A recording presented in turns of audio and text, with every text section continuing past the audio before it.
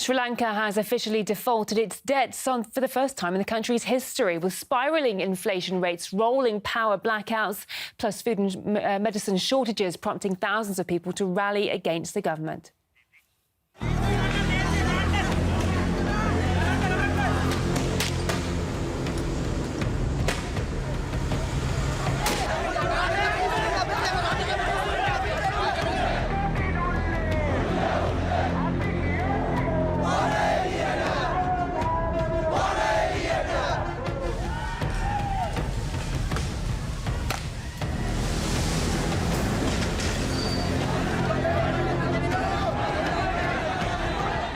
This is the protest march organized by the Inter-University Student Federation, demanding the president to step down and demanding the parliament to come up with something concrete and firm as an operational mechanism to ease now the burdens of the general public and arrest the main culprits and the brains behind the chaos that was created in Sri Lanka last week.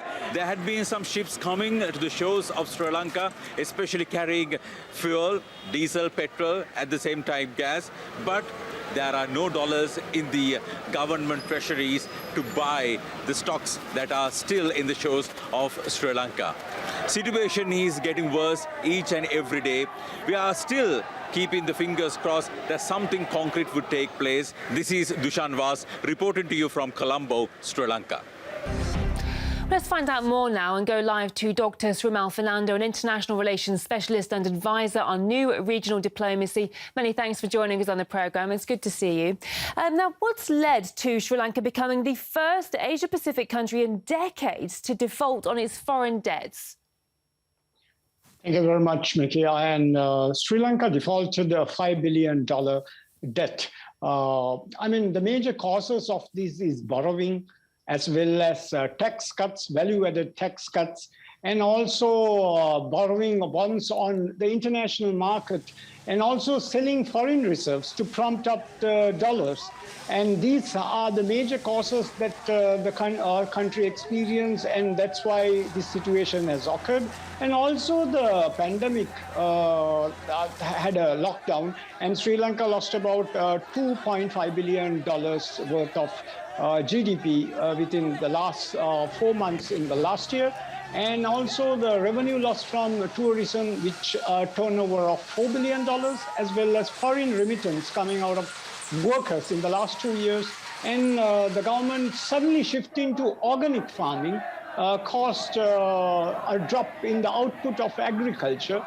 And all these reasons has hampered the small and medium industries, the daily livelihoods, as well as foreign reserve depleting. So where there's no dollars to purchase fuel and other essential items, have caused this a major challenging situation in Sri Lanka. Do you think there's any way this situation could have been avoided? Yes, it could have been avoided if proper steps were taken by the previous government. If they managed it properly, policy implementations were done, the country could have avoided balance of payment, as well as kept the foreign reserves. The dollar was not floated in the last 2 years, and the sudden dollar floating in the last 2 months caused the inflation to go up to 18.7% and the food prices to go up to 30%. And this caused a social unrest, as well as political volatility that the country is experiencing now. These could have been avoided, definitely. Oh, do you think using its foreign currency reserves to cope with the looming food and energy crisis instead of paying off its debts will solve the problem? No, that's why a few months back the country's central bank stopped paying off debts, and a restructuring of debt has been undertaken by the previous government and even this government to negotiate with the International Monetary Fund, as well as several multilateral organizations to restructure and for the country to be able to pay its debts in the coming years. So the proposals are in the final stages, as well as political stability is needed for lending organizations to lend to the country. Already the G7 countries has pledged that they are ready to help out on this debt relief situation.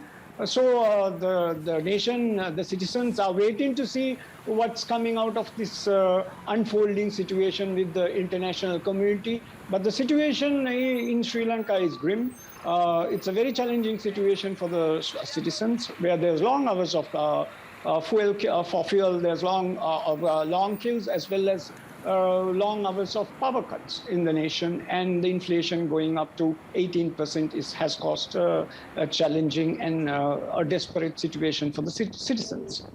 Can you see Sri Lanka's problems spilling over and having some knock-on effects on regional security and stability?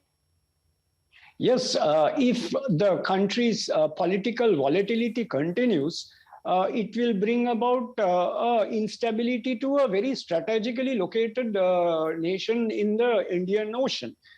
This might cause, if that happens, to the nearby small island nations like the choke points like in the Maldives, as well as to other neighboring South Asian countries, which are also in a different way experiencing a similar economic crisis. Food shortages and all these things brings the lower middle income category of people into vulnerability.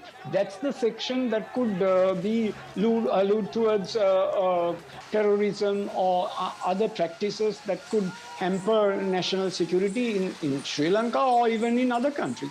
So the country's policymakers have to look into this and bring about a political stability through constitutional reforms, like the 21st Amendment.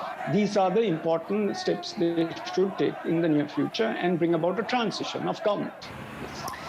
With the resignation of the Prime Minister and his cabinet last week, and now the new government obviously not seeming too popular, what are the first steps that can be taken to solving the country's political crisis? Yes, as you said, a new cabinet has been appointed by the new Prime Minister. And also he's trying to, with his newly formed government, trying to negotiate with multilateral organizations.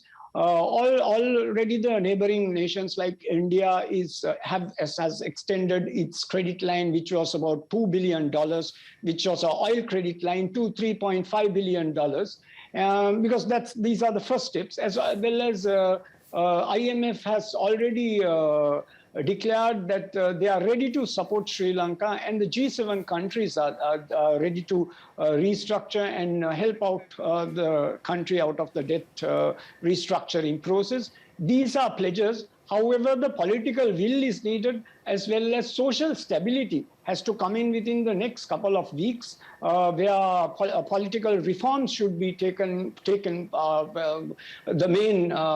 should take the main course by implementing the 21st Amendment, which is a mix of the 19th as well as the 20th Amendment, where president's powers will be curtailed. That's what the opposition parties are demanding, and as well as the street protesters are requesting for the president and the prime minister to resign, but however, the previous prime minister resigned. So political stability is a key component while settling the economic crisis, bringing relief to the citizens of the nation. Dr. Srimal Fernando, an international relations specialist and advisor on new regional diplomacy. Many thanks for your time. We appreciate your insight into the matter. Thank you very much. And thank you.